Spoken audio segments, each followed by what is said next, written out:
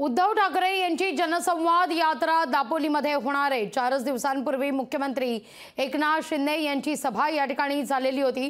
त्यावेळी सभा record break झाली होती, त्यामुळे आजच्या सभेला गर्दी होणार का याकडे सगळ्यांचंच लक्ष आहे। आढावा घेतला आमचे प्रतिनिधी निसार शेख यांनी।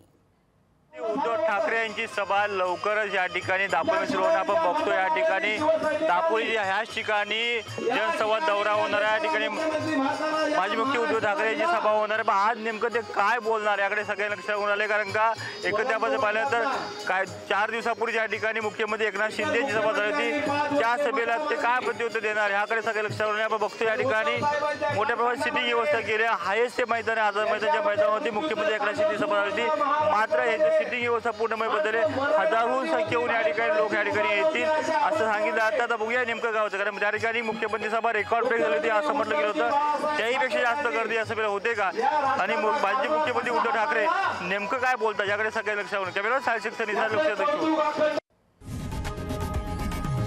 लोकशाही मराठी ऐका, पहा, जागरूक रहा।